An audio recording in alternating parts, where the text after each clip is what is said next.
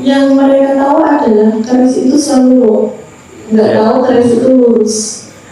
Kemudian mereka memunculkan misal tangguh Prabowo, ada tangguh Jokowi, gitu kan. Di Jogja itu sempat ada mau tangguh habis 10 lalu ribut, gitu kan.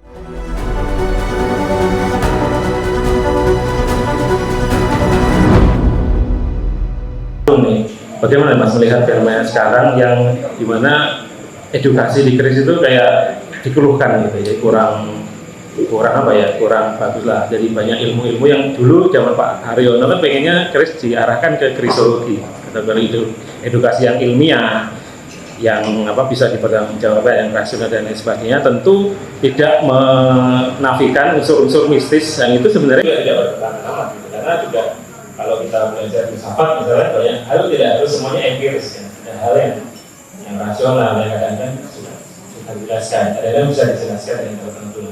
Kalau Mas Agung sekarang bagaimana nih soal edukasi ini, Mas, soal filosofinya dan lain sebagainya dari sini? Kalau boleh mengutip kata-katanya Pak Haryono Rito ya, dia pernah bilang everything starts with philosophy and end with art. Dan ini memang kemudian bisa kita lihat nampak jelas di dalam karya-karya bahkan di seorang empu modern yang menurut saya sampai sekarang itu masih boleh dibilang salah satu yang terbaik. Nah memang kali dibilang bahwa keris itu bukan sekedar benda biasa, tapi benda spiritual, benda yang diciptakan penuh dengan nilai-nilai, penuh dengan makna. Memang zamannya berubah pasti ya. Kita sudah memasuki zaman yang semua serba praktis, semua serba instan, maunya serba cepat, semua serba mudah. Tapi saya yakin pasti ada saja orang-orang yang mau mendedikasikan dirinya. Saya kita ini masih tetap mau berkarya dari sekian belas temannya yang akhirnya untuk beratur, tetap mau mendedikasikan dirinya untuk terus berkarya di bidang perkerisan. Tentu kita semua juga berharap bahwa ini akan tetap lestari dan nilai-nilai ini juga kemudian mudah diterima oleh generasi berikutnya. Kalau saya sendiri, Mas Yen, saya sendiri di kantor pasti saya pelajar keris. Jadi saya di instansi saya masih sudah dikenal sebagai ini Agung Keris. Ini memang dalam upaya mungkin nggak banyak kecil dalam lingkup yang kecil-kecil untuk menularkan bahwa keris ini bukan saja indah tapi penuh dengan ajaran luhur nenek moyang kita. Betul Mas Agung. Jadi keris ini kalau yang ngerti sih sampai saat ini hanya sekelompok orang-orang pekeris saja. Kalau di luar itu masih pada salah paham. Kita bisa lihat dari film yang masih salah paham mau ini keris gitu. Beda dengan misal katana misalnya atau senjata-senjata yang lain gitu. Lalu kemudian juga persepsi teman-teman sama dengan Mas Agung, saya juga dikenal di kantor sebagai orang beli keris, tapi selalu berakhir dengan ditelepon masih kurang keris masih. Ini bos dapat keris takut buat kamu aja, nah, kayak gitu. Tapi dengan media sosial, dengan era yang baru ini, ketika kita upload filosofinya, kita jelaskan mana-mananya, ternyata banyak yang kemudian mualaf keris. Kalau bahasa saya mualaf keris, yang dulunya nggak suka keris, sekarang suka dan mengkoleksi dengan menggebu-gebu gitu. Karena memang harus kita tunjukkan sisi-sisi yang justru intangible-nya, seperti yang diakui oleh UNESCO. Jadi bukan bendanya sih, karena kalau hanya bendanya banyak senjata tradisional, senjata tajam itu yang juga indah-indah. Yang tidak dipunyai mereka ini kan nilai-nilai filosofi yang maknanya bisa mewakili diri dan lain sebagainya. Yang kita kalau gali itu nggak bisa habis punya. Dalam Mbak Intan sebagai akademisi, ini kalau diizin Mbak Intan, apakah itu untuk porsi yang besar diajarkan atau sekedar hanya teknik membuatnya tadi? Nah, nanti juga Mbak Intan ini bawa 2 buku, nanti juga tolong diperkenalkan bukunya ini, karena saya itu sangat mengapresiasi juga Pak di Indonesia pada insan-insan kekerasan yang mau menulis buku. Karena kalau kata Sayyidina Ali itu orang bisa lupa, tapi catatan selalu ingat. kalau punya ilmu itu harus diikat. Cara mengikatnya adalah salah satunya dengan cara menulis. Kalau sekarang mungkin dengan konten juga atau dibikin videonya. Termasuk ini acara malam ini juga akan mengikat pengetahuan soal keris kemerdekaan menggunakan kami. Silakan Mbak Intan. Menarik sekali ketika kita mengedukasi keris kepada generasi muda atau masyarakat umum. Setidaknya mereka melihat keris saja sudah takut, minimal seperti itu. Kemudian mau memegang keris biasanya masih ragu-ragu mau pegang, lihat aja kok ngeri seperti itu dan lain-lain. Nah, saya mengajarkan ke mereka itu berawal dari prosesnya, malah. Jadi memberikan pertanyaan kepada anak-anak atau generasi muda masyarakat ini, tahu nggak cara membuat keris itu seperti apa? Kebanyakan itu nggak tahu. Taunya dia hanya bahan besi, kemudian dikikir atau dipindah. Padahal ada teknik gempanya.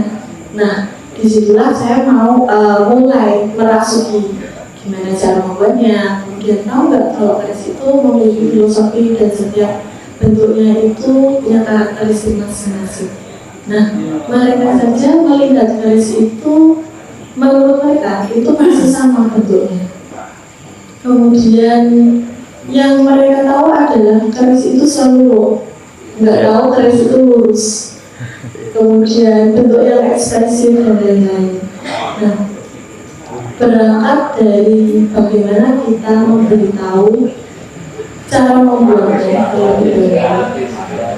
Saya langsung dulu video-video cara membuatnya. Dan saya mulai bercerita, oh keris itu ada yang lurus, ada yang lo. Setiap bentuknya itu berbeda-beda. Bahkan setiap rumpun itu memiliki ciri khas masing-masing. Berangkat dari filosofi. Nah, sebenarnya tantangan terbesarnya adalah ketika kita bercerita tentang filosofi ini, karena tidak banyak orang tahu keris itu ya tahu filosofinya. Nah, ketika saya mengajarkan juga, otomatis saya juga harus tahu bagaimana makna filosofi dari setiap keris, dari setiap dapurnya punya sejarahnya, kenapa itu dibuat, kenapa itu ada, seperti itu. Dan mahasiswa ini ketika mereka setiap semesternya membuat, mereka juga harus tahu filosofinya apa, berangkat dari mana dapur ini ada, seperti itu. Walaupun sumber literatur juga tidak banyak berbicara tentang filosofi, setidaknya mereka mau belajar dan mau mengerti bagaimana setiap dapur itu memiliki filosofi. Nah, kemudian saya juga belajar untuk menulis buku. Ini ada buku pertama saya, Tombak Brata. Ini salah satu tulisan dari tesis saya. Saya buat buku, saya menceritakan bagaimana proses membuat tombak dan makna dari Brata itu sendiri. Jadi Brata itu maknanya adalah seorang pemimpin. Ini saya bentuk, saya buat itu seperti tekan, tapi dalamnya itu ada bilah tombaknya, seperti itu. Kemudian tulisan saya selanjutnya itu ada identifikasi anatomi pusaka. Ini sebenarnya saya berangkat dari kegelisahan saya ketika saya sebagai mahasiswa pertulisan. Nah, bagaimana kita bisa mengidentifikasi sebuah keris? Biasanya kan kalau kita sebagai pelaku kurator keris, kita juga sangat dan harus banyak wawasan identifikasi keris itu seperti apa. Nah, saya mencoba untuk menjabarkan di buku ini secara anatominya. Saya pecah-pecah atau rincian keris. Nah, kenapa saya membuat nama atau memberi judul ini anatomi? Ini saya membuat diksi dari kata rincikan. Kemarin sempat diperdebatkan juga, kok namanya anatomi bukan rincian. Karena saya juga memberikan edukasi kepada masyarakat yang di luar barisan. Karena kalau kita selalu menggunakan kata yang ada di istilah-istilah perkerisan, orang awam tidak akan tertarik untuk belajar keris begitu. Nah, kenapa saya membuat istilah-istilah agar bisa diterima masyarakat ini? Seperti itu. Menarik ini Mbak Intan. Saya setuju sih bahwa kalau kita menjelaskan keris, terutama kalau audiens yang menyasar audiens yang lebih luas, memang bahasanya itu harus bahasa yang bisa dipahami oleh orang awam, misal di level pendidikan rendah, tapi tidak diterapkan profesor. Itu kalau dulu saya pas jadi wartawan itu kredonya begitu kan. Mungkin Pak Jimmy juga sama Pak Jimmy ya. Jadi kalau wartawan susah, karena nulisnya itu harus dipahami, tidak diketahukan profesor, tapi dipahami rakyat yang kurang berpendidikan. Nah, ngomong-ngomong soal keris, ini kan kemudian nyambungin juga tadi soal sertifikat. Ini kan sekarang ramai sertifikat keris. Kalau di luar sebenarnya kan misalnya kita kenal di Jepang, Sakatana, terus di luar negeri, di barat, itu kan sertifikat biasanya memperjelas bendanya. Kalau di dunia keris ini justru kadang-kadang mengaburkan bendanya. Ada yang kemudian bendanya abal-abal karena disertifikati tertentu menjadi dipercaya itu otentik.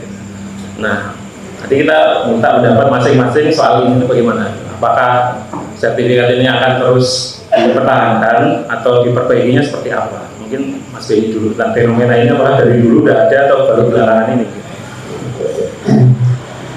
Sebetulnya kalau persoalan sertifikasi Mas, yang mengawali itu dulu kan Taman Mini Indonesia ya. Cuman begini, sertifikasi yang dikeluarkan oleh Taman Mini Indonesia ya, itu kalau kita kaji sesuai dengan ilmu perkerisan yang khusus ya, itu kadang-kadang melenceng jauh. Legitimasinya karena dia buat museum, jadi museum kami dia punya legitimasinya untuk membuat sertifikasi. Tapi kalau untuk sertifikasi di luar, mungkin saya lebih ke komen Mas, karena itu kepentingannya dalam tanda kutip ya, kepentingannya dalam tanda kutip. Saya lebih komen dan kepentingannya dalam tanda kutip. Gitu Pak. Mas Agung. Sertifikat atau mungkin dulu sempat jadi bahan perdebatan juga apakah patut namanya sertifikat atau sekedar surat keterangan. Tapi apapun itu, kalau saya bisa dibagi menjadi dua. Yang pertama, untuk keris-keris baru, keris-keris yang memang jelas siapa pembuatnya, materialnya apa, itu sangat bagus kalau dibuatkan surat keterangan atau sertifikat. Tetapi kalau untuk keris-keris yang lama, memang kemudian seringkali menjadi perdebatan yang tidak berujung, karena ada banyak kepentingan di sana. Nah, kemudian disitulah kredibilitas orang atau lembaga yang mengeluarkan keterangan, surat keterangan atau sertifikat itu dipertaruhkan. Jadi semua ada plus minusnya, Cuma yang menurut saya tidak ada minusnya itu kalau itu keris baru, keris yang baru dibuat yang memang jelas-jelas siapa pembuatnya, dari material apa, kapan dibuat, yang membuat itu mungkin bagus untuk kemudian kita wariskan ke anak cucu kita. Kalau perlu di situ ditampilkan juga untuk edukasi kan, makna filosofinya dari dapur maupun pamor dari keris yang dibuat itu. Setuju Mas Agung. Soal penjelasan itu saya kira di pameran-pameran museum, di museum juga banyak yang salah itu. Di pameran apalagi nggak ada. Makanya kemarin waktu pameran Jogja itu Pak Guntur dan Mas Agung minta tolong saya untuk keris-keris beliau ini dikasih keterangan yang lebih detail, terutama tentang maknanya dan asal-usulnya. Karena ada keris Pak Guntur itu yang asal-usulnya dari wakil Perdana Menteri pertama yang dia mengalami pendek kayak Pajang, kebetulan kerisnya Pajang itu kan menarik ya, cerita-cerita yang tidak pendek gitu, cerita-cerita yang inspiratif gitu, banyak itu menarik gitu. Nah ini kan kemudian ternyata hanya tulisan tadi dan Guntur, yang lain tidak membuat, sengaja nggak membuat, nggak tahu gitu. Nah ini kan sebenarnya ke depan tuh bisa nanti ke Mbak Intan lagi nih, tentang sertifikat garis tali itu apakah ini juga diisi bagaimana dibahasnya, lalu solusinya terhadap yang plus minus tadi juga termasuk usulan Mas Agung tadi itu ya harus dijelasin juga, karena kan generasi berikut yang menerima belum tentu dia juga tekun belajar itu. Kalau udah ada kan enak gitu kan. Misal ya kalau kita lihat senjata-senjata dari luar negeri itu sampai bilang kan ada jelas, keterangannya jelas. Pokoknya yang mau beli itu tinggal dapat, udah enak lah gitu. Gimana Pak? Ya, jadi sertifikat ini makin kesini tuh pembicaraannya ramai karena ada berbagai buku yang menstandarisasi sebuah sertifikat garis. Kalau di dunia pendidikan sendiri itu ketika kita sudah menciptakan karya baru yang orisinal, karya kita dari ide kita sendiri itu wajib untuk disertifikat. Terlebih kalau sekarang itu ada haki ya, jadi kita wajib untuk mendaftarkan haki asal garis itu, karya itu benar-benar orisinal dari idenya masing-masing. Jadi bukan tiruan, bukan mutan dan lain-lain. Nah, untuk sertifikat sendiri ini memang ada dua perspektif. Yang satu kepentingan, yang kedua itu harus dan wajib ya, karena kalau garis-garis baru itu setidaknya kita tahu siapa pembuatnya, materialnya dari apa saja, filosofinya apa, kemudian berangkat atau berasal dari mana garis itu. Jadi untuk era-era selanjutnya biar tahu itu garis, oh ada sertifikatnya, kita tahu. Jangan dahulu misal garis ini siapa yang membuat seperti itu, karena memang itu wujud dari istilahnya seperti KTP, jadi identitas. Nah, identitas dari sebuah garis yang itu benar-benar karya yang orisinil, karya yang baru dan bukan yang mutrani. Kalau mutrani menurut saya itu hanya kepentingan dari beberapa pihak begitu. Ya ini kalau kita kembalikan ke tema awal garis kemerdekaan, ini Mas dan sebenarnya yang lain, ini kan sekarang juga muncul perdebatan lagi. Ada yang mengatakan bahwa era kemerdekaan ini sudah terlalu panjang, karena sudah 80 tahun. Padahal ya era Majapahit itu lebih panjang lagi, ya kan? Lalu itu menjadi, kemudian mereka memunculkan misal tangguh Prabowo, ada tangguh Jokowi, gitu kan. Di Jogja itu sempat ada mau tangguh habis 10 lalu ribut, gitu kan. Nah, menurut narasumber ini, apakah tetap sebaiknya kita pakai kemerdekaan? Kalau saya pribadi, saya suka kemerdekaan karena tadi itu selain menandai di era setelah kemerdekaan juga ada makna mardiko dalam berkarya itu tadi. Nah, tapi mungkin ada perspektif berbeda dari Mas Beni, Mas Agung dan Mbak Intan nanti.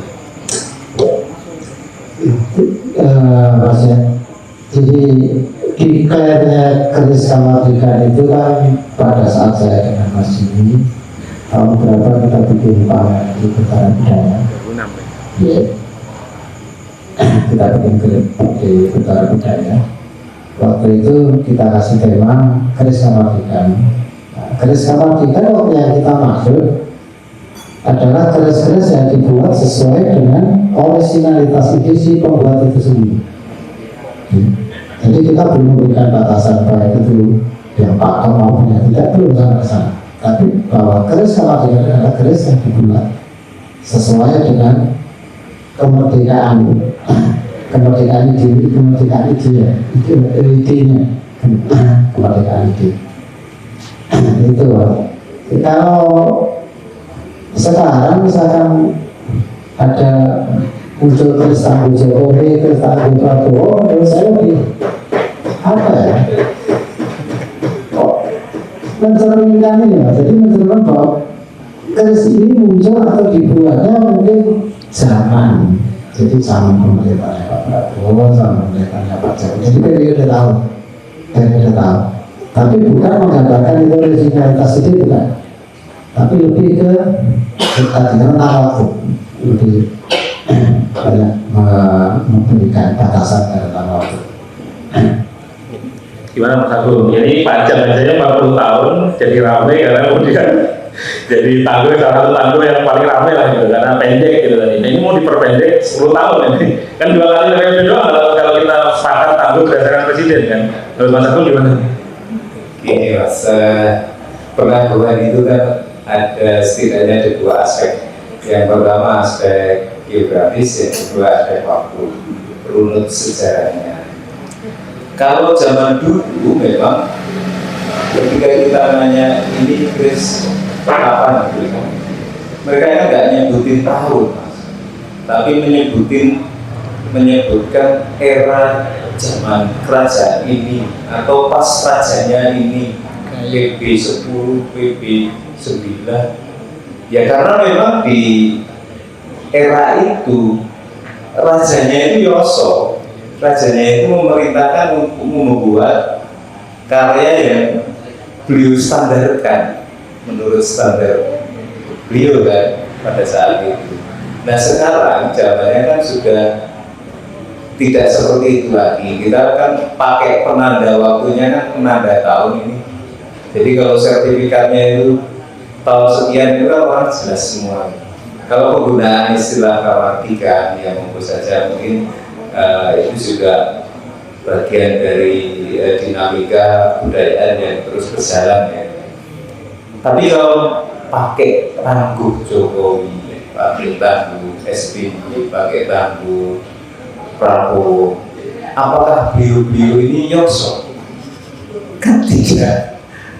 Jadi ketika dia tidak Yoso, tidak membuat sesuatu yang gaya baru, kan agak lucu kalau menurut saya kalau kita menggunakan istilah tangguhnya tangguh presiden. Kalau menurut saya akan lebih pas kalau kenapa tidak langsung saja menggunakan tahun pembuatan, karena yang lazim berlaku di zaman sekarang adalah tahun pembuatan kan ya. Sekarang tahun Masehi yang kita pakai kan gitu Mas. Itu kalau menurut saya yang saya kalau ada yang kurang berkenan. Betul ya, istilah tangguh itu sendiri kan sebenarnya estimasi kalau kita artikan secara harfiah ya. Kalau udah jelas kenapa disebut tangguh, kenapa tidak era pembuatan dibuat di era atau dibuat di tahun gitu. Gimana Pak Intan menurut Anda?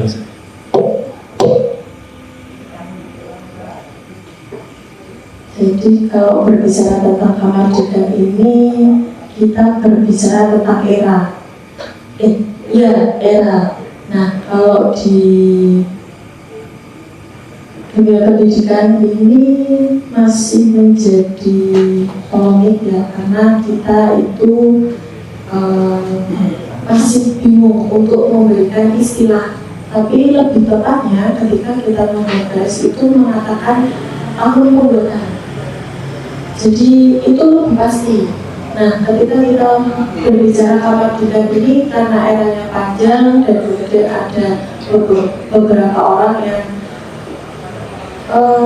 istilahnya menghilangkan di era presiden-presiden begitu. Jadi kami netralnya itu selalu mengatakan tahun pembuatannya kapan. Apalagi ketika kita pameran, kita selalu mencantumkan di caption itu tahunnya. Nah, ketika itu pameran dengan skala mengatakan era-era tertentu, barulah kita mengatakan dari era Pajajaran, Majapahit dan sebagainya. Jadi ini harus di apa ya istilahnya, bukan dibakukan, tapi lebih ke kita harus posisinya harus netral, jadi tidak akan tidak belajar kemana-mana. Untuk lebih pastinya selalu mengatakan tahun pembuatannya. Saya setuju. Sebenarnya kalau di seni lukis itu kan udah jelas biasanya lukisan ada tahunnya.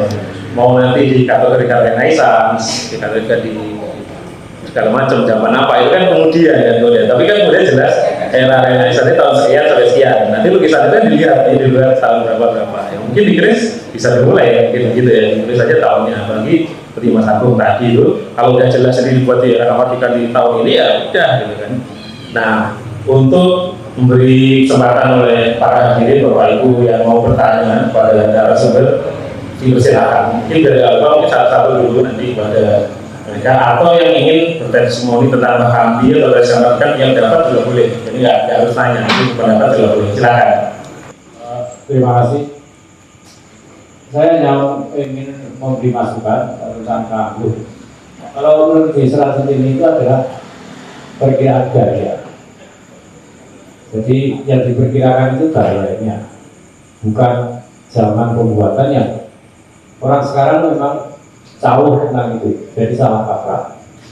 Jika misalkan tangguh kamar itu kan belum dideskripsikan gayanya itu bagaimana. Jadi kamar saya lebih ke waktu saja, era pembuatannya sehingga menuju ke tahun. Saya kira itu.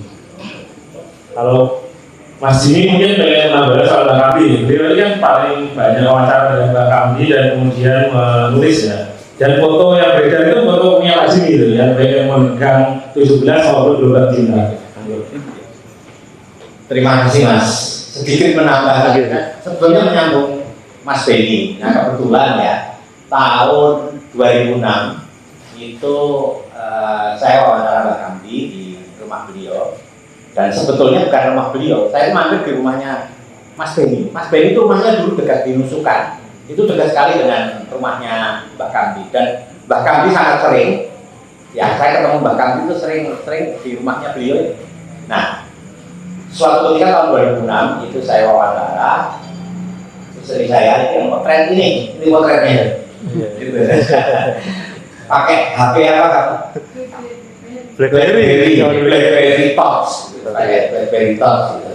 Nah, itu foto itu beredar di Google itu di seluruh dunia gitu. Foto beliau ini. Nah, saya waktu itu wawancara dengan Mbah Kambi. Kebetulan dimuat di Kompas tanggal 8 Agustus tahun 2008. Nah, itu tentang gelombang tinta. Waktu itu ada muncul garis gelombang tinta, lalu saya wawancara beliau, kenapa kok kamu membuat garis gelombang tinta? Seperti cerita dari Mas Benny tadi, lebih detailnya begini. Waktu itu memang musim gelombang tinta, lalu bahkan di Bumeng, bahkan di pengen beli gelombang tinta itu 12 juta. Jadi dua pot itu 12 juta, lalu selang berapa hari itu udah gak ada artinya lagi karena udah banyak semua orang yang pada menyimpan gelombang tinta, akhirnya harganya turun. Dia jengkel sekali, Mas Mbah Kambi jengkel, terus akhirnya dibikin keris gelombang tinta tadi. Tapi selain itu juga adalah tren bahwa itu gelombang tinta waktu itu sudah tren. Nah terus di Kompas waktu itu, di Kompas halaman 44 waktu itu, halaman 44 tanggal 8 Agustus tahun 2008 itu, tentang tadi diceritakan juga disinggung oleh Mas Benny tentang keadaan politik, ya keadaan politik bahwa satu partai, saya nggak mau menyebut partainya, tapi partai itu disunggi oleh tikus, tadi diceritakan juga. Tetapi lucunya tikusnya ini ekornya hanya satu, jadi ada satu ngadep ke sana, satu ngadep ke sini, ekornya itu satu. Jadi nanti tikusnya keret-keretan gitu. Nah itu cerita sarkastis beliau tentang situasi politik. Terus mengenai 17 tadi juga diceritakan, saya kebetulan waktu itu juga motret seperti apa ya, itu foto ya 17 tapi bukan yang ini, bukan yang saya motret beliau. Nah artinya apa? Artinya Mbah Kambi ini tidak hanya filosofi, tapi dia seperti kalau di dalam musik itu ya ada Bob Dylan itu dia menceritakan mengenai konteks sosial yang masuk di dalam penciptaan. Nah ini Mbah Kambi ini rupanya dia juga ada bahwa konteks sosial itu juga bisa masuk, dan itu adalah pertanda zaman yang menjadi pangeling-eling di masa depan bahwa dapur seperti itu dulu munculnya karena apa? Karena kalau menurut Mbah Kambi waktu saya wawancara tahun 2006 itu, dia mengatakan bahwa keris naga itu juga pasti ada konteksnya, Jadi kenapa kok raja waktu itu memerintahkan untuk menciptakan keris yang bentuknya naga? Bahkan kalau dalam beberapa buku ya mengenai Tinata Gajah Singo itu juga ada yang menginterpretasikan bahwa itu memang pertanda zaman gajah karo singo. Jadi gajah itu menggambarkan pati itu dalam arti pati ini, darah pati. Lagi rame juga. Ya, sekarang lagi rame ya. Itu gajah liwar singo beru itu. Jadi itu artinya Mataram itu mengalahkan Mataram itu artinya waktu itu kan dari Sultan Agung 3 turunan ya. Jadi ada Pragolopati 1, Pragolopati 2, Pragolopati 3. Itu akhirnya dikalahkan. Jadi gajahnya liwar. Nah, waktu itu Sultan Agung memberi perintah bahwa siapa yang berjasa kerisnya diminta dikasih emas. Emas itu gambarnya itu gajah sama singo. Itu kan pertanda zaman juga. Sebetulnya itu dilakukan oleh Mbak Kambu juga. Mbak Kambu itu melakukan. Nah, itu rasanya perlu diteruskan seperti tadi disinggung Mbak Intan tadi ya, bahwa filosofi atau kalau dalam ceritanya Mbak Kambu ini kan konteks sosial politik atau konteks sosial itu mempengaruhi penciptaan juga gitu.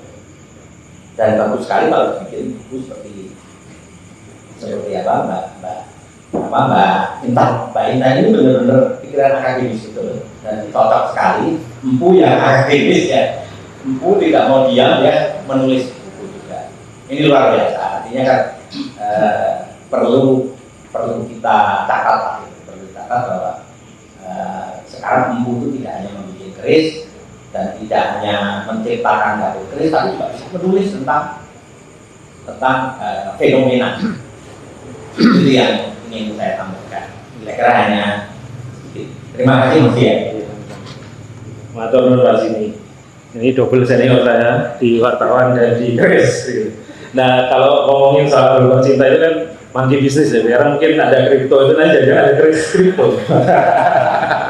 Ini mungkin ada mahasiswa yang pengen bikin. Nah, soal membukukan sebuah gagasan ini saya kira sudah bagian dari warisan budaya leluhur kita. Ada tradisi menulis serat. Kalau sekarang ya nulis buku.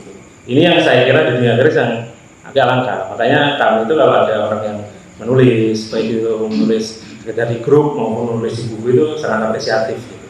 Karena itu apalagi ilmiah gitu. Karena sekarang kan kalau kita lihat di media sosial itu jari ini, ya kan, konon katanya. Sekarang yang lagi rame orang lagi menggugat keris katanya bukan dari Jawa atau dari Sulawesi. Tapi kita tanya sumber primernya, kita tanya ini nggak bisa menunjukkan gitu. Nah makanya ini Pak Ginesia juga akan menerbitkan buku dalam waktu dekat. Kebetulan saya bersama Mas Abid sama saya, nanti sudah sempat kita spill covernya. Nanti tunggu beberapa bulan akan kita luncurkan. Dan itu bukunya ilmiah, jadi pakai sumber-sumber primer seperti negara Kertagama, Tasoma dan lain sebagainya, Serat Sentini. Jadi kita pakai sumber-sumber primer, tidak hanya konon katanya. Nah, terakhir ini mungkin pada narasumber apa yang ingin disampaikan sebagai closing statement terhadap tema kita baik Mas Abdi maupun Garis Kawatikan dimulai dari Mas Benny. Matur nuwun ya. Jadi kalau menurut saya sebagai selaku generasi itu ya, jadi generasi tua ya, kita hanya bisa berharap pada generasi muda bahwa mencoba untuk penciptaan karya yang mempunyai kalau toh itu misalkan sebagai industri kebudayaan mempunyai nilai yang bisa dikatakan nilai yang fantastis. Salah satu contoh ini, kadang kita merasa prihatin, kita melihat beberapa dan saya dulu kita tidak minggu ada beberapa pedagang ini cara dia membawa keris mungkin hanya dibungkus dengan koran, ya, hanya dibungkus dengan koran. Ini kan, wah ya, begitu begitu sangat remehnya gitu. Itu satu. Terus yang kedua kali sekarang mulai ada anekdot misalnya. Orang menyebut dengan dapur jalan sang itu kok sudah mulai disingkat. Wah ini dapurnya GST. Ini dapurnya GST. Oke boleh lah mas itu modern boleh. Tapi kalau untuk dunia pemeriksaan saya pikir dengan penyebutan kata tidak lazim di masa kecil, ya kurang mengenal, itu kurang. Karena dari situ memang dibuat konteksnya memang bersumber dari kriya yang berbasis kebudayaan. Sebelum ke Mas Agung, saya akan memberikan kesempatan kepada tamu kita untuk menambahkan ada yang mau ditambahkan. Monggo Pak. Bismillahirrahmanirrahim. Assalamualaikum warahmatullahi wabarakatuh. Yang saya hormatkan Mas Firman, Raja Pak Untarto, Pak Heri, Pak Agung, Pak Beni, dan Mbak Intan ini cucu saya. Mbak Intan ini cucu saya. Tetapi cucu dalam pengertian ilmiah. Kebetulan Empu Intan ini adalah muridnya Empu Basuki. Dan Empu Basuki itu adalah murid kita berdua. Jadi kita ini gurunya Empu Basuki, tetapi guru pendidikan formal yang mau mengatur. Mas Jimmy ini sahabat saya yang pernah kongres di Bogor, Mas Jimmy ya. Dan di sana ada Mas Adi juga. Gitu. Kepada ngatur di dalam tema pembicaraan ini, tapi saya menyapa dulu. Ini ada saudara muda saya Mas Ma'ruf ini. Ini termasuk generasi penerusnya almarhum MD Arifin, karena juga alaf MD Arifin itu ya. Yang mau kita matur, kebetulan di dalam tema malam ini tentang keris kemerdekaan. Kebetulan kami dari bidang literasi budayanya SNKI ya. Jadi kalau merujuk di dalam ilmiah literasi, untuk kemerdekaan ini bisa dimasukkan dalam dua kategori. Yang pertama itu menandai tentang pembuatan setelah kemerdekaan. Kemudian yang kedua, kemerdekaan ini diartikan bahwa untuk pembuatannya ini tidak harus lazimnya seperti pembuatan keris yang kuno, sehingga di sini menampakkan kemerdekaan si pembuat. Itu ya kami garis bawahi. Dan ini terbukti. Saya datangnya langsung disapa Mbak Ina. Sepertinya kenal sama saya mungkin di dunia impian ya, karena saya sendiri belum pernah ketemu ya. Mungkin yang pernah ketemu adalah orang tuanya atau Mbak Kamlin ya. Ya, dari sana bercerita dua hal. Ternyata dari kemerdekaan Mbak Kamlin ini bisa kita ambil dari cerita oleh kita Bu Basuki bahwa untuk membuat keris ini kita harus menyesuaikan dengan karakter si yang ingin membuat. Saya orangnya beringasan. Saya nggak mungkin minta dibuatin keris yang alim, nggak mungkin. Kalau itu memang kepentingan alami, tapi kalau kepentingan yang lain yang seru, gitu.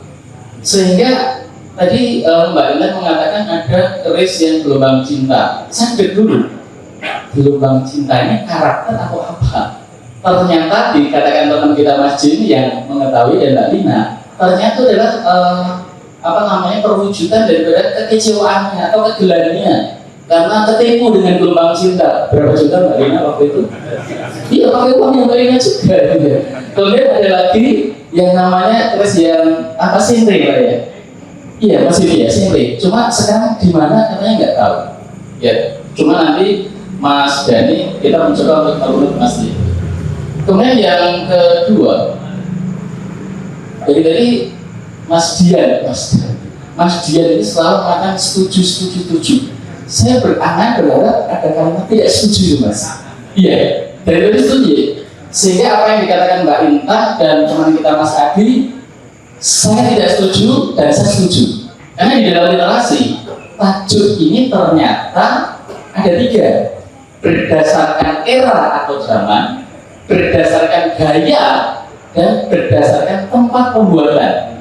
Sehingga kalau hanya Mbak Intan saya nggak setuju, hanya Mas Adi saya nggak setuju. Kalau dua-duanya saya setuju, kita satu lagi. Sehingga kebetulan tanggal 9 kemarin, tanggal 9 kita mengikuti konferensi kerja nasional dengan Pak Menteri Kebudayaan di Jakarta. Apa yang disampaikan Mas Dian tadi sebenarnya kemarin juga di sana.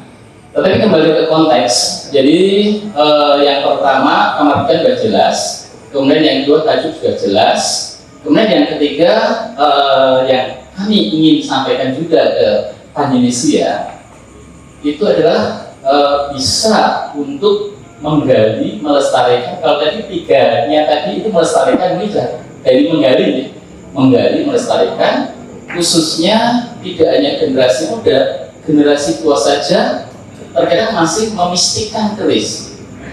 Almarhum Mutotok waktu kita ketemu dengan mahasiswa yang dari agama ini sempat ada debat yang memang super kuat, tapi akhirnya bisa dengan pendekatan keagamaan lewat kitab suci atau akhirnya bisa, sehingga tergantung bagaimana cara kita mengupas. Berikutnya untuk Indonesia kami mohonkan nanti juga ada satu misi untuk melestarikan ini bisa mencakup generasi muda. Kami pribadi pernah berdua sama Pak Hadi mengadakan seminar keris pelajar Suraya 2 kali. Kemudian kami juga pernah kemarin lomba penulisan bertemakan keris tingkat nasional.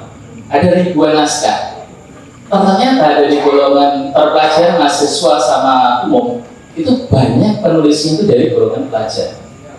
Dan satu lagi dari golongan pelajar ternyata banyak yang menulis juaranya itu dari pelajaran yang berafiliasi pada agama, bukan negeri. Kalau nggak salah kemarin dari Bina Pacis Pak juara, dari Bina Pacis. Sehingga kalau kita mengatakan bahwa generasi muda tidak melek, melek, cuma diberikan ruang, waktu dan tempat yang ingin, sehingga Indonesia nanti juga memberikan ruang dan waktu untuk mengelola daripada anak-anak kita generasi muda ini. Karena nanti kalau yang tua saja masih ada dua aliran, pro dan kontra, tapi yang ketiga bagus dan nuansanya akhirnya agak ke bisnis, ya. Jadi mereka mengatakan sehingga tergantung gitu. Akhirnya itu yang kita sampaikan. Kami kepingin setiap kali ada acara Indonesia kita bisa diundang. Kemarin undangannya dari Mas siapa satu, kemudian satunya dari menantunya dua Cina itu yang kita berdekatan. Beberapa waktu yang lalu juga kita di tempat museumnya Gotex One ini juga membahas semacam ini juga. Kalau di tempatnya dua Cina itu batiknya yang kemarin pasti. Selamat untuk Indonesia, dan ini merupakan suatu momentum yang bagus untuk bahasa saya lebih ekstrim memelekkan generasi muda. Karena saya masih ingat tulisan saya yang terakhir waktu pemilu. Seandainya nanti memang presiden siapa yang menang, masih ada tulisannya, tolong Menteri Kebudayaan itu disendirikan dari sendiri. Karena korupsi dan tindak hal yang tidak benar itu berakar dari budaya bangsa. Kalau budayanya kuat, maka ewo pakewo itu pasti terjadi. Sehingga kalau ewo pakewo, kita tidak perlu ada tataran hukum, tapi yang mengatur adalah dari dirinya sendiri dan dari kita. Itu yang pernah kita tuliskan. Akhirnya kita hanyalah manusia biasa, banyak kurang dan kesalahan. Kami mohon maaf dan aku kembalikan. Matur Rahayu, wassalamualaikum warahmatullahi wabarakatuh. Terima kasih Pak. Karena tadi mungkin saya kok setuju-setuju aja. Pertama saya bukan moderator, saya moderator. Kalau di grup-grup keris Pak, dan termasuk di grup WA maupun Facebook itu saya paling banyak berdebat. Kalau orang tua, pasti tahu teman-teman tahu lah. Bahkan saya mengkritik dua organisasi yang dikelahi itu ya sering banget. Jadi kalau di sini memang kan kita tidak membuat forum ini sebagai forum pro dan kontra, makanya yang diundang memang yang relatif sealiran atau sepemahaman. Nanti bisa mau bikin forum pro dan kontra. Nah itu nanti ya. Dan sekarang Mas Agung, silakan kalau selesai. Sepertinya masih seru ya Mas Dian, tapi harus kalau memberi pesan wajib mungkin saya agak berani, tapi kalau berharap tentu saya mempunyai banyak harapan, terutama ke teman-teman seperti Mbak Intan ini, agar nantinya kita mempunyai generasi penerus, kita mempunyai bahkan di yang lain di generasi berikutnya. Itu harapan saya. Dan juga selamat untuk Bank Indonesia. Semoga upaya yang di dalam upaya yang diharapkan nanti akan membuahkan hasil yang baik, hasil yang manis untuk kita semua. Terima kasih. Silakan Mbak. Untuk pesannya saya lebih ke generasi muda dan masyarakat umum yang masih awam di dunia budaya, terlebih garis karena di sini ada dua sudut pandang yang saya lihat ketika generasi muda ini melek akan kehadiran budaya keris. Ada yang justru dari mereka sudah mengoleksi, kemudian ada juga dari mereka yang masih takut, masih memikirkan atau melihat sebuah keris ini hal yang tabu atau mistis seperti itu. Nah, saya berharapnya kita dari praktisi perkarisan ini selalu tidak lelah untuk bercerita bagaimana keris ini adalah simbol budaya kita, bagaimana filosofi keris itu ada, dan intinya adalah kita melacuni pikiran-pikiran mereka bahwa keris ini tidak hanya sekedar benda yang mistis, tapi ada nilai budaya, filosofi, makna, simbol, dan lain-lain. Harapan saya